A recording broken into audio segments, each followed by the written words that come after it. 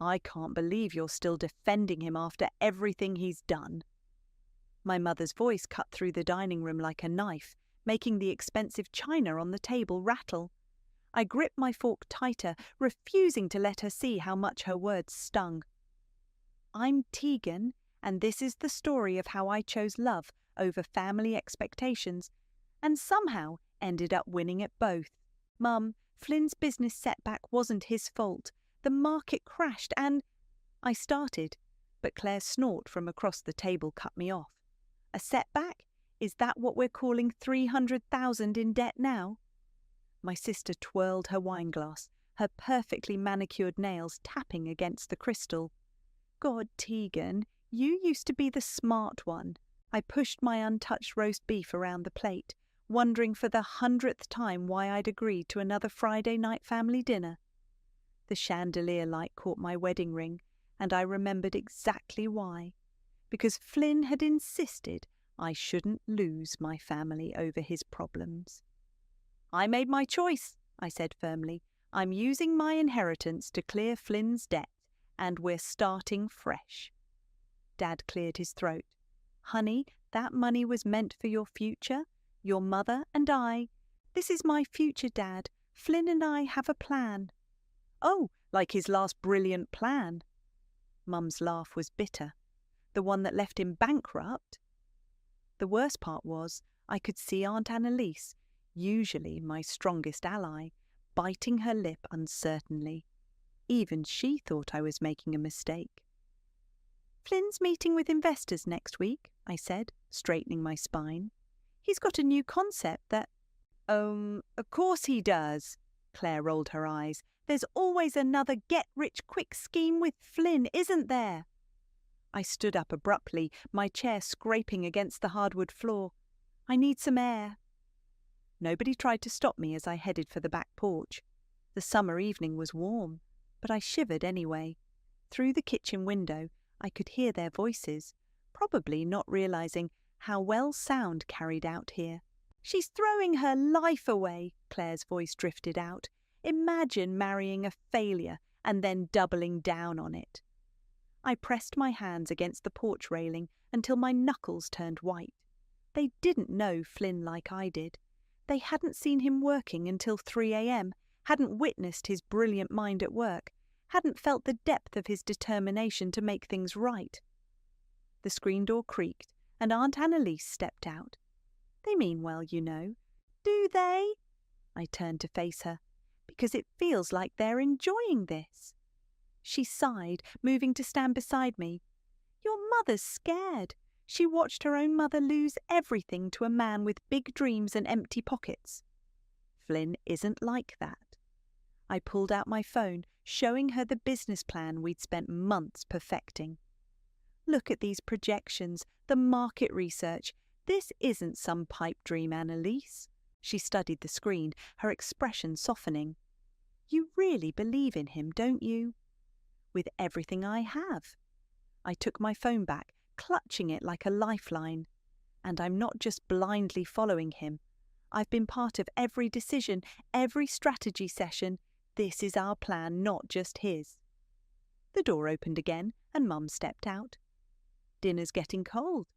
I think I'm done for tonight, I said, gathering my purse from the porch swing. Flynn's waiting at home. Of course he is, Mum muttered, probably planning how to spend the rest of your inheritance. Something in me snapped. You know what, Mum?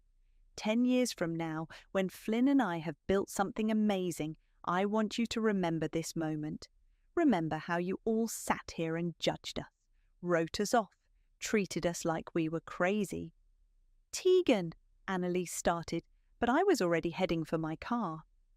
As I pulled out of the driveway, my phone buzzed with a text from Flynn. How'd it go? I could picture him in our small home office, surrounded by business plans and market research. Probably hadn't even eaten dinner yet. Despite everything, a smile tugged at my lips.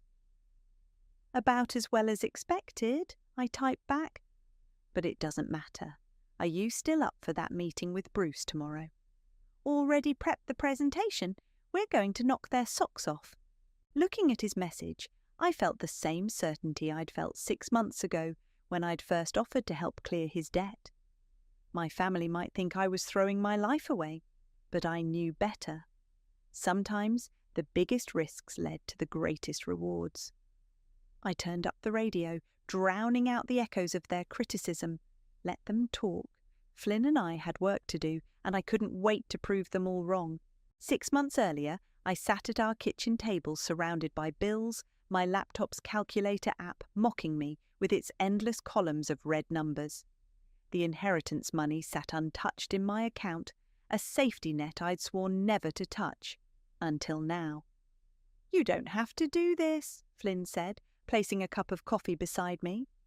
Dark circles shadowed his eyes, matching the ones I'd seen in the mirror that morning. "We're married. Your debt is my debt." I pulled up our joint spreadsheet, the one we'd been using to track every penny. "If we're smart about this, we can clear everything and still have enough seed money for the business." Flynn dropped into the chair across from me, running his hands through his dishevelled hair. "I never meant to drag you into this mess. The market crash, the investors pulling out. It wasn't supposed to happen like this." "I know." I reached across the table, squeezing his hand. "But it did, and now we deal with it. Together." The next few weeks became a blur of extreme budgeting and extra shifts at my consulting job. I picked up weekend work, Flynn sold his beloved vintage car collection, and we moved to a smaller apartment. Every dollar saved went straight to debt repayment. "You're insane," Bruce said one evening, watching me clip coupons at our new, much smaller dining table. "Both of you, working yourselves to death over debt you could have walked away from through bankruptcy." Flynn looked up from his laptop. "That's not who we are." "Besides," I added, "bankruptcy would have killed any chance of getting investors for the new business." Bruce leaned forward, his expression shifting from skeptical to intrigued. "About that, I might have something for you." Flynn's fingers stopped typing. "What kind of something?" "Remember that sustainable packaging concept you wouldn't shut up about last year?" Bruce pulled out his phone, scrolling through emails. "Well, I showed those preliminary designs to some people, important people." My heart started racing as Bruce continued. "There's this company looking to revamp their entire packaging line. Going green, sustainable, the whole 9 yards. They need someone with fresh ideas. When can we meet them?" Flynn was already reaching for his notebook. "Tomorrow, 9 a.m. Bruce grinned. "Better dust off that presentation you've been tinkering with." I stayed up with Flynn until 3 a.m, refining his pitch, tweaking graphics, running through potential questions. When he finally crashed on the couch, surrounded by notes and sketches, I covered him with a blanket and kept working. At 7 a.m, my phone rang. The screen showed my mother's number, but I sent it to voicemail. 10 minutes later, a text arrived. "Your sister said you're working weekends now. Is Flynn making you pay for his mistakes?" I deleted the message without responding. They didn't understand that this wasn't about paying for mistakes. It was about investing in our future. The next evening, Flynn burst through the door, his tie askew and his eyes wild with excitement. "They loved it! Bruce, tell her!" Bruce followed him in, looking equally elated. "They didn't just love it, they want to fast-track development. Full funding, dedicated team, the works." I dropped the stack of bills I'd been sorting. "Are you serious?" "Dead serious." Flynn swept me into a hug, spinning me around our tiny living room. "Baby, this is it. This is our chance." The moment was interrupted by my phone ringing again. This time it was an old family friend, Margaret. "Tegan, I hate to bother you so late, but—" Her voice cracked. "I need help. The investment group your parents recommended. Something's wrong. All our money, it's gone." My celebration high crashed as Margaret continued. "Your sister said you might know about financial recovery, given what happened with Flynn. Please, I don't know who else to call." I caught Flynn's eye, and he nodded, already understanding. Come over, Margaret. We'll figure something out. After I hung up, Bruce raised an eyebrow. Family friend? Yeah. I sank onto the couch. Sounds like she got caught up in that investment group Claire's been pushing on everyone. Flynn sat beside me, his earlier excitement tempered, but not dimmed. Hey, at least we know something about climbing out of financial holes, right? I leaned against him, thinking about Margaret's desperate voice, about my family's constant criticism, about the long hours and sacrifices of the past 6 months. You know what? Maybe everything that happened to us wasn't just bad luck. Maybe it was preparation. Bruce raised his coffee mug in a toast. To preparation, then, and to proving everybody wrong. Flynn clinked his mug against Bruce's, then mine.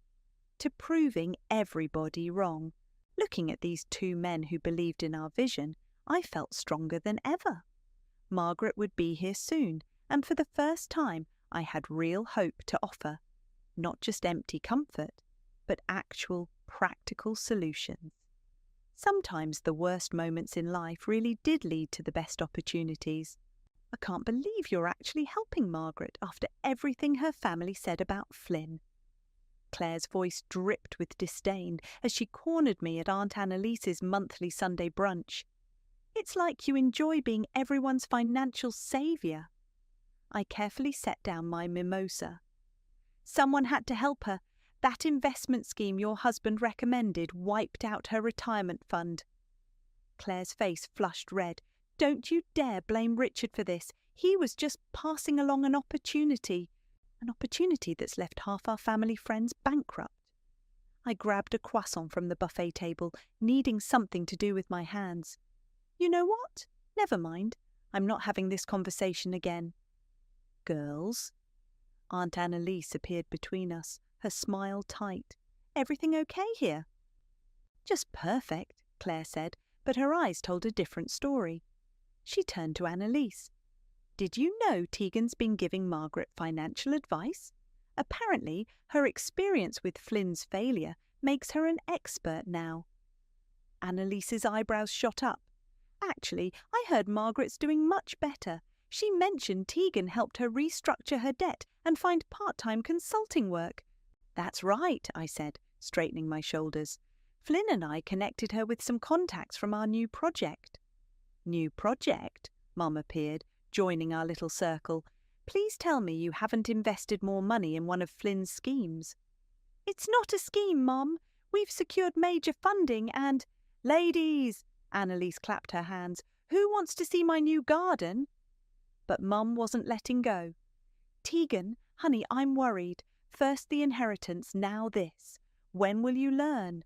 Maybe when you learn to actually listen, I snapped. Flynn and I are building something amazing, but you're all so caught up in your prejudices you can't even see it. I see plenty, Claire muttered. I see my big sister throwing away everything she's worked for. My phone buzzed, a text from Flynn. Big news, call me ASAP. Excuse me, I said, already heading for the patio. I need to take this.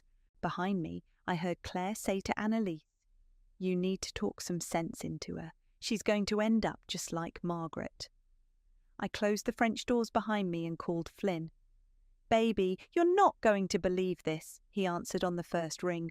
The prototype passed all initial testing. They want to fast-track production. My hands shook as I gripped the phone. Are you serious? Already? Bruce is drawing up the contracts now. We're looking at full-scale manufacturing within 6 months. Through the glass doors, I could see my family huddled together, probably discussing my poor life choices. If they only knew. That's not all, Flynn continued. Remember that sustainability conference you mentioned? They want us to be keynote speakers. Us, Tegan, they want our story. I laughed, the sound carrying through the garden. From bankruptcy to keynote in less than a year. Who would have thought? We did. His voice softened. We always knew.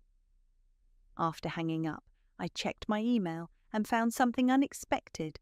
A message from a major business magazine wanting to feature our company's rapid rise and innovative approach to sustainable packaging.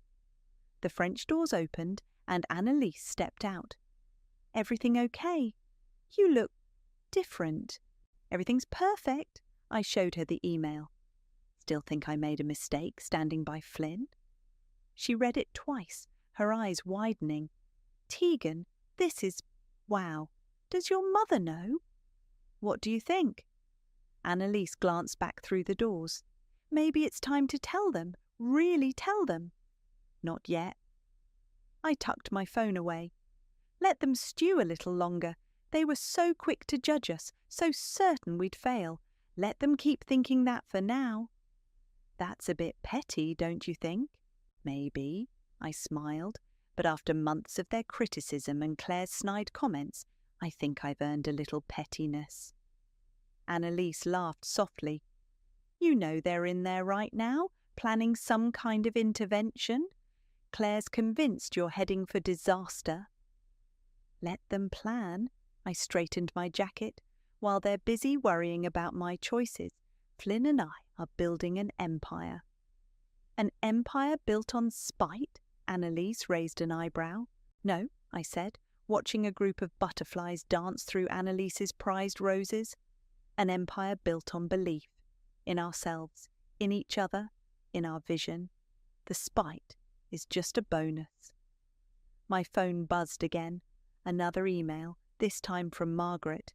She'd landed a full-time position using the skills we'd helped her develop. "Coming back inside?" Annalise asked. I nodded, squaring my shoulders. "Time to face the firing squad." "And what will you tell them?"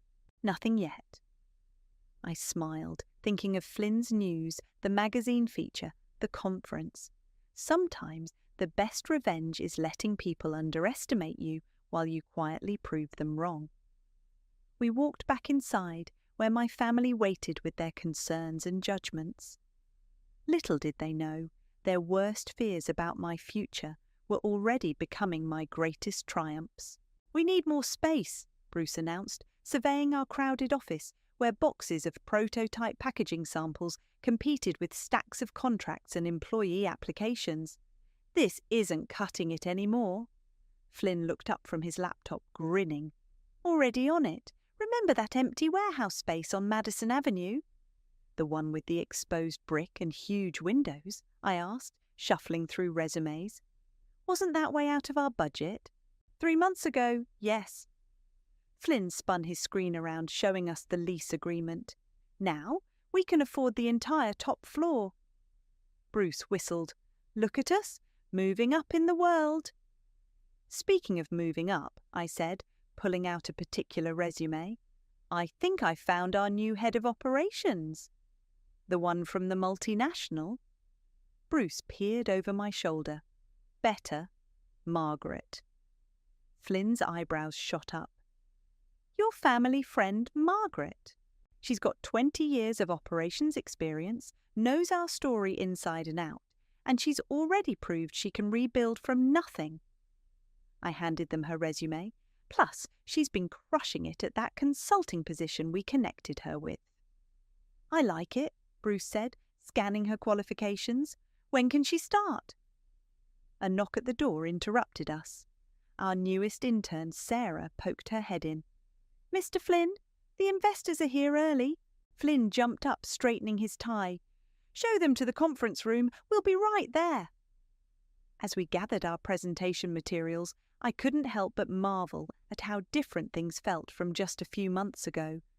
Our small team had grown to 15 people, with more joining every week. The prototype had evolved into a full product line, and major retailers were already placing orders. The meeting went better than we could have hoped. By the end, we'd secured another round of funding and 3 new contracts. As the investors left, one turned back to shake my hand. "Mrs. Summers, your team's growth trajectory is remarkable. You should be very proud." I caught Flynn's eye across the room, sharing a private smile. If only my family could see this moment. Later that afternoon, I decided to surprise Claire with a visit. She'd been oddly quiet lately, not even showing up to the last family dinner.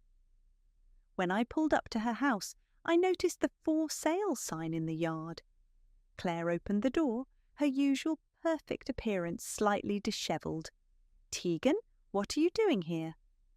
"Thought I'd check in. You've been missing family events." She hesitated before letting me in. The house was half-packed, boxes everywhere. "Richard and I are downsizing." "Downsizing?" I took in the designer furniture tagged for sale. "Or selling everything? Don't." Her voice cracked. "Just don't." "Claire, what happened?" She sank onto a box marked kitchen. The investment group. It wasn't just Margaret who lost everything. We put everything we had into it. Richard's business, our savings, even took out a second mortgage. My stomach dropped. "Does Mum know?" "No one knows. Well, except you now." She laughed bitterly. "Ironic, isn't it? I spent months judging you for standing by Flynn, and now look at me." I sat beside her on the box. "Why didn't you come to me?" "Are you kidding? After everything I said about you and Flynn?" She wiped her eyes. "I couldn't face you." "Claire, I saw your company in the business journal," she interrupted. "The feature about innovative startups changing the packaging industry. You really did it, didn't you? You and Flynn actually made it work." "We did." I pulled out my phone, opening my photos. "Actually, we just leased new office space today. Want to see?" She nodded, and I showed her pictures of the warehouse, our growing team, the product line. With each swipe, her eyes grew wider. "Tegan, this is incredible." "It is." I put my phone away. "And you know what? We're hiring." Claire's head snapped up. "What?" "We need someone to manage our client relations department. Someone detail-oriented, good with people, experienced in high-pressure situations." "You can't be serious." "Why not? You've got the skills, and despite everything, you're still my sister." She stared at me for a long moment. "Why would you help me after how I treated you?" "Because sometimes people deserve a second chance." I stood up, brushing off my skirt. "Think about it. The position starts next month, and it comes with a relocation allowance." As I headed for the door, Claire called out, "Tegan, I'm sorry for everything." "I know." I turned back. "Email me your resume by Friday if you're interested." Driving home, I called Flynn. "Remember how you said we needed someone to handle client relations?" "Yeah, I think I found the perfect candidate." I smiled, thinking of Claire's face when she saw our success. Though fair warning, family dinners might get a lot more interesting. "Your father and I need to talk to you."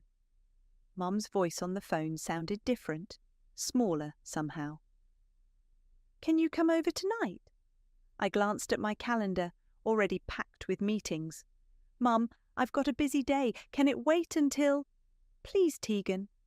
The tremor in her voice made me pause. "It's important." 2 hours later, I pulled into my parents' driveway. The house looked the same as always, pristine lawn, perfect flower beds, but something felt off. Dad's golf clubs were missing from their usual spot by the garage. Mum opened the door before I could knock. Her eyes were red-rimmed, her usually immaculate makeup smudged. "Where's Dad?" I asked, following her into the living room. "Here." His voice came from his favourite armchair, but he didn't stand up. He looked older somehow, defeated. A stack of papers sat on the coffee table in front of him. "What's going on?" Mum perched on the edge of the sofa. "We've made some mistakes." Dad picked up the papers, his hands shaking slightly. "Remember that investment group Claire and Richard were involved with?" My stomach clenched. "Please tell me you didn't." "We thought we were being smart," Mum said, her voice breaking. "The returns seemed guaranteed. We put in everything, our retirement, the house equity, the country club membership," Dad added quietly. "My partner shares in the law firm." I sank into a chair. "How much?" "All of it." Mum started crying. "We're going to lose the house, Tegan. Everything we worked for gone." The irony wasn't lost on me. Less than a year ago, They'd sat in this same room telling me I was throwing my life away by standing by Flynn. "Have you talked to a lawyer?" I asked. Dad laughed bitterly. "I am a lawyer, and yes, we've explored every option. The money's gone. The investment group was a fraud." "Claire mentioned Richard was involved in running it," I said carefully. "Richard's facing criminal charges," Mom whispered. "He and his partners. They knew it was a Ponzi scheme." My phone buzzed. A text from Flynn. "Meeting went great. Signed 3 new major retailers, coming home with champagne." I turned my phone face down. "Why didn't you come to me sooner?" "Pride," Dad admitted. "After how we treated you and Flynn, we were ashamed." Mom reached for my hand. "We were wrong about him, about you, the way you've turned things around, built this amazing company." "While we lost everything," Dad finished. I stood up, walking to the window. Outside, a for sale sign was already planted in their perfectly manicured lawn, just like Claire's. "You know," I said, still looking out, "we just leased a beautiful new office space. The old building we're in now. It's got 3 furnished apartments upstairs." "Tegan," Mum started. "They're meant for visiting executives, but one of them is empty." I turned back to face them. "It's not huge, but it's nice, and it's paid for." Dad shook his head. "We can't accept charity." "It's not charity." I pulled out my phone, opening our company website. "We need experienced people. Dad, our legal department could use someone with 40 years of corporate law experience. And Mum, your event planning skills would be perfect for our corporate relations team." They stared at me, speechless. "You'd hire us?" Dad's voice was rough. "After everything?" "I'm not just hiring you. I'm offering you a chance to rebuild, just like you should have offered Flynn and me." Mum started crying again. "We don't deserve this." "Maybe not." I sat between them on the sofa. "But family is family, even when they're wrong, even when they hurt you." "The apartment," Dad cleared his throat. "When would it be available?" "Immediately, though there's one condition." They looked at me warily. "You have to attend our company's financial literacy workshop, the one Claire's teaching now." Mum's eyes widened. "Claire's teaching?" "She's actually quite good at it. Turns out, experiencing financial disaster firsthand makes you excellent at helping others avoid it." Dad picked up the stack of papers. Foreclosure notices, I realised, and set them aside. "When can we start?" "Monday." I stood up. "I'll have HR send over the paperwork. The apartment keys will be at the front desk." As I headed for the door, Mum caught my arm. "Tegan, wait." She pulled me into a tight hug. "Thank you, and I'm sorry for not believing in you, in Flynn." "I know," I hugged her back, "but maybe now you understand why I did." Driving home to Flynn and our celebration champagne, I thought about how life had come full circle. A year ago, I'd been the family failure, the cautionary tale. Now, I was their salvation. My phone buzzed with a text from Claire. "Mum told me what you did. Thank you for not being as petty as I would have been." I smiled, thinking of our packed office, our growing team, our success built from the ashes of failure. Sometimes the best revenge isn't about getting even. It's about rising so high that those who doubted you have no choice but to look up. "This is the one," Flynn announced, leading me through the grand entrance of what could be our new home. Sunlight streamed through floor-to-ceiling windows, illuminating hardwood floors and soaring ceilings. "What do you think?" I walked to the windows, taking in the view of the city below. "It's incredible." Bruce whistled as he explored the open-concept living area. "A far cry from that studio apartment you guys were in last year. That's what makes it perfect." Flynn wrapped his arms around me from behind. "Remember sitting on our fold-out couch planning all this? Now look at us." The realtor cleared her throat politely. Shall we see the master suite? As we followed her upstairs, my phone buzzed. A text from Claire. Mum's crying in the break room, again. I sighed. Everything okay at the office? Your mother's still struggling with the adjustment, Bruce said, checking his own messages. But Claire's handling it well. She's really stepped up as team leader. The master bedroom was even more impressive than the living room, with a private terrace and a bathroom bigger than our first apartment. While Flynn discussed details with the realtor, I stepped onto the terrace, calling Claire. She's fine now, Claire answered immediately. Just got overwhelmed during the financial literacy training. Maybe we should pull her from the program. Actually, she asked to stay, said she needs to understand where she went wrong. Claire paused. It's not easy watching our parents learn basic budgeting from their daughters. No, I agreed, but it's necessary. Dad's doing better at least. Legal department loves him. I smiled, remembering how Dad had approached his new role with the same dedication he'd once given his law firm. How's the house hunting going? Found a nice place near the office. Nothing fancy, but it's within my new budget. She laughed softly. Never thought I'd be saying those words. My budget. Flynn appeared at my side, holding up a key. They accepted our offer. Got to go, I told Claire. Family dinner tonight. Wouldn't miss it. Margaret's bringing her famous lasagna. After hanging up, I turned to Flynn. We really doing this? Buying our dream house? We earned it. He pulled me close, though I have one more surprise first. Back at the office, Flynn led me to the conference room. Inside, a team from the leading business magazine was setting up cameras and lighting. What's this? Remember that article they wanted to do? Flynn grinned. They decided to make it a cover story, complete with photo shoot and video interview. Bruce appeared with a garment bag. Your power suit, as requested. You knew about this? Who do you think suggested the cover story angle? Bruce winked. The public loves a good redemption narrative.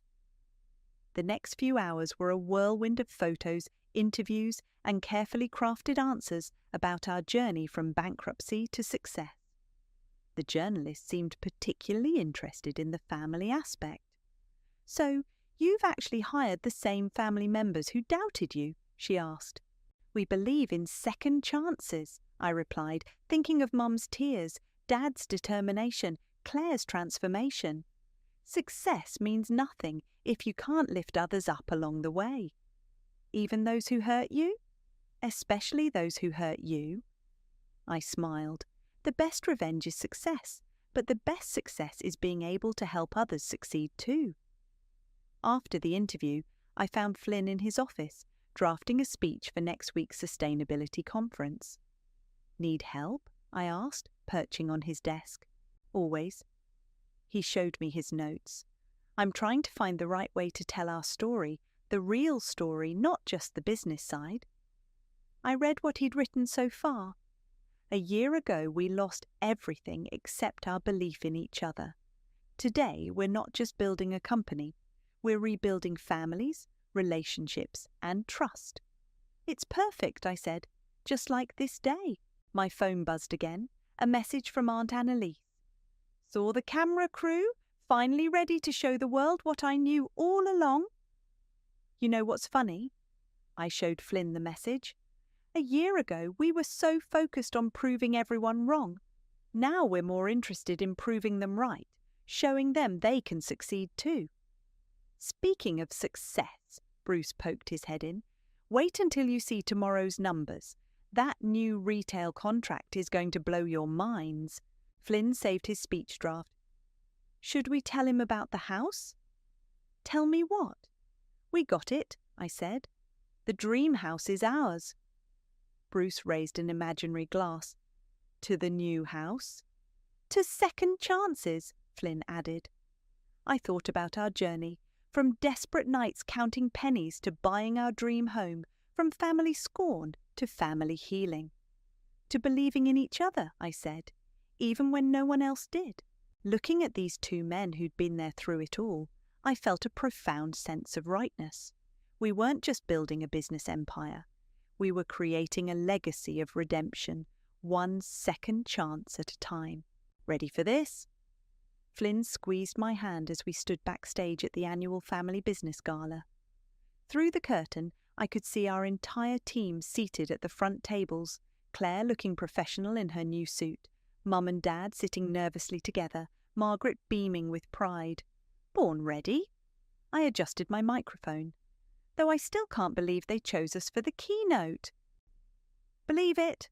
Bruce appeared, tablet in hand. Stock price is up 15% just on the announcement that you're speaking. The event coordinator signalled it was time. Flynn kissed my cheek and whispered, "Show them what we're made of." I walked onto the stage, the spotlight warm on my face. Hundreds of faces looked back at me, including several who'd turned down Flynn's business proposals just a year ago. Most success stories, I began, start with a moment of triumph. This one starts with a failure, a spectacular $300,000 failure. The room fell silent. 1 year ago, my husband and I lost everything: our savings, our reputation, our standing in the community. I caught Mum's eye in the audience. Even our family's respect. Dad shifted uncomfortably in his seat. But we had something more valuable than money or reputation. We had belief in each other, in our vision, and in the power of second chances. I clicked to the first slide, a photo of our old studio apartment, covered in spreadsheets and business plans. This was our war room, where we planned our comeback, one budget calculation at a time. Next slide, our first prototype. And this was our hope, a sustainable packaging solution that could revolutionize an industry. The presentation continued, showing our journey from bankruptcy to breakthrough. With each slide, I could see the audience becoming more engaged, more invested in our story. But success isn't just about proving doubters wrong, I said, clicking to a photo of our current team. It's about proving believers right, about creating opportunities for others to rise with you. Claire wiped a tear from her eye as I continued. Today, our company doesn't just produce innovative packaging solutions. We produce second chances. Every employee in this photo has a comeback story, including my own family. I gestured to our front tables. My sister, who lost everything in an investment scheme, now leads our client relations department and teaches financial literacy. Claire stood, receiving warm applause. My father, who had to start over after 40 years as a law firm partner, now heads our legal team. Dad stood, standing taller than I'd seen him in months. My mother, I paused as Mom dabbed her eyes, who thought I was throwing my life away by standing by my husband, now runs our corporate events with the same precision and grace she once used to judge our choices. The audience laughed warmly as Mum stood, blushing. And Margaret, our head of operations, who turned her own financial disaster into a blueprint for helping others rebuild. Margaret stood to enthusiastic applause. Flynn joined me on stage as I concluded. 1 year ago, we were the cautionary tale at family dinners. Today, we're proof that rock bottom can be the foundation for something extraordinary. Bruce appeared on my other side, bringing up our latest quarterly results on the screen. The audience gasped at the numbers. But more important than these figures, Flynn took over, is what we've built beyond the balance sheet.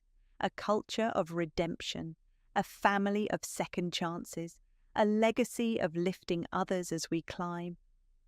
The standing ovation lasted 5 minutes. At the reception afterward, Claire pulled me aside. That speech, you could have destroyed us all, exposed our mistakes to everyone. That wouldn't have served any purpose, I said, watching Mum charm potential clients while Dad discussed legal strategies with industry leaders. Success without grace is just revenge. When did you get so wise? She bumped my shoulder playfully. Around the same time you learned humility, I teased back. Across the room, I spotted several investors who'd rejected us last year, now eagerly chatting with Bruce. Margaret was surrounded by people interested in our financial recovery program, while Mum and Dad worked the room like they'd never lost their social standing. Flynn appeared with champagne. To my brilliant wife, who just landed us 3 new major contracts with that speech. To our amazing team, I corrected, who proved that sometimes the worst moments in life are just detours to something better. Claire raised her glass. To second chances. And family, Mom added, joining us with Dad.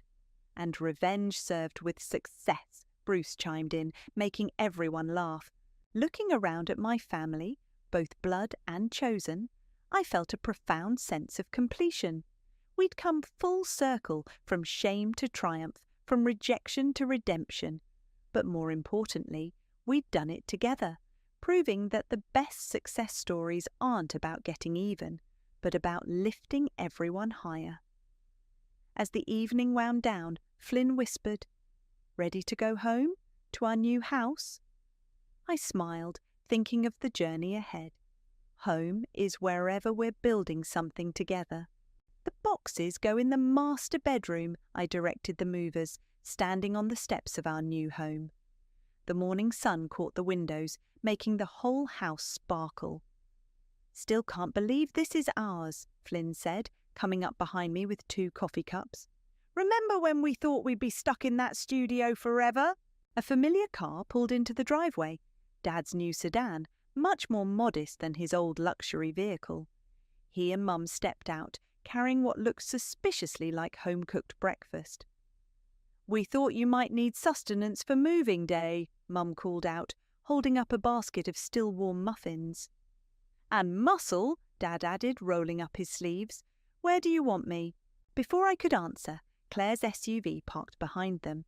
She emerged with Margaret and Bruce, all carrying boxes labelled kitchen. "Family moving party?" I asked, accepting a muffin from Mum. "More like family everything now," Claire laughed. "Get used to it." We spent the morning unpacking, sharing stories, and transforming the empty house into a home. Mum took charge of organising the kitchen, while Dad and Flynn assembled furniture. Claire and Margaret tackled the office setup, arguing good-naturedly about the best desk arrangement. "Hey, look what I found," Bruce called from the living room. He held up a framed magazine cover, our cover story, now hanging in offices and homes across the country. "That goes in the study," Flynn said, "along with this." He pulled out another frame, our first business plan, coffee-stained and worn around the edges. "Keep those together," Mum suggested, "the before and after, the dream and the reality." "Speaking of reality," Claire said, "the new financial literacy program launches next week. We've got 30 people signed up already." 32, Margaret corrected. 2 more joined this morning, former executives who lost everything in bad investments. They heard about our story and wanted to learn how to rebuild. Dad paused in his furniture assembly. "You know, I used to think losing everything was the worst thing that could happen to a person. Now I realise it can be the best, if you let it teach you something." "Like humility?" Mum offered, smiling softly. "Like family," I added. The doorbell rang, lunch delivery for the moving crew. As everyone gathered in the kitchen, I took a moment to stand on the back terrace, looking out over the city. From here, I could see our office building, its windows gleaming in the distance. Flynn joined me, wrapping an arm around my waist. "Penny, for your thoughts?" "Just thinking about how different everything is, not just the house or the company, but us, all of us." Inside, I could hear Mum laughing at one of Bruce's jokes, Claire discussing business strategy with Dad, Margaret sharing recipes with the moving crew. "Remember when they wouldn't even say my name?" Flynn mused. "Now look at your dad in there, treating me like the son he always wanted. And Mum actually asking my opinion on things instead of telling me what I'm doing wrong. Mrs. Summers?" One of the movers appeared at the terrace door. We found this box labelled Important. Where would you like it? I opened the box to find our old budget spreadsheets, the ones we'd used to climb out of debt. The study, I decided, next to the magazine cover. Keeping the reminders close? Flynn asked. Keeping the lessons closer. Back inside, Claire was helping Mum arrange family photos on the wall, old ones mixed with new ones, telling the story of our transformation. This spot needs something, Mum said, pointing to an empty space. I know exactly what goes there. I pulled out a simple frame holding a handwritten note, the one Flynn had left me the morning after we decided to use my inheritance to clear his debt. Thank you for believing in me. We'll prove them all wrong. And you did, Dad said quietly.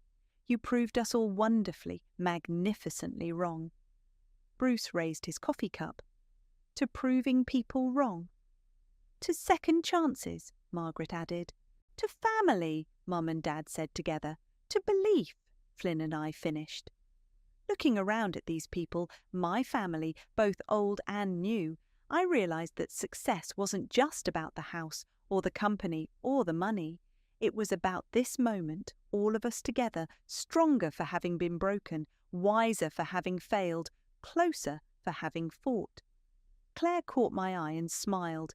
Ready to hang that last photo? I nodded, taking the frame from her. As I placed it on the wall, completing our family story, I felt Flynn's hand slip into mine. Outside, the city stretched before us, full of possibilities.